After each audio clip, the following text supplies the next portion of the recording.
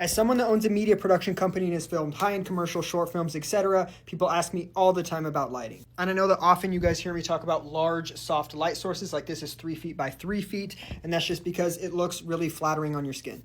And there's something called platform relatability, which is essentially the reason why you don't see celebrities using $5,000, $6,000 cameras for their TikToks. They're still using their phone. And you guys always want to know if you can use one of these little panel lights from TikTok. Well, I'm going to show you the difference and explain why you might actually want one of these instead of a big soft light source. Okay, turn the light off and you can see this is what we're trying to avoid. Bad overhead lighting, looks terrible, but the other lighting, you probably didn't think of it as like TikTok light. But the second I pick up one of these panels and point it at myself, I'm gonna have that kind of like beauty influencer look.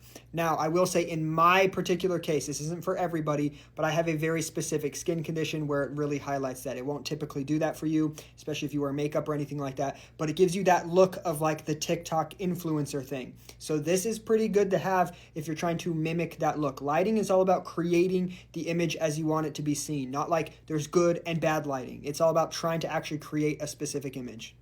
So for me personally and my skin and the look that I want on my stuff, I'm going to use a large soft light source, but that doesn't mean that these light panels are like invaluable. I have one behind me now that I just set to a different color of blue. I actually have 3 of these, and well, one of them's a fake. Make sure that you don't get the fake one. The fake one's made of plastic and it says LED M1 on the back. Make sure that you're getting this one that says SLCO2. But yes, I do recommend these for people if you want that like social media influencer look. You can get it right here on the TikTok shop. They're not super expensive. They're like a tenth of the cost of an actual big like professional light source.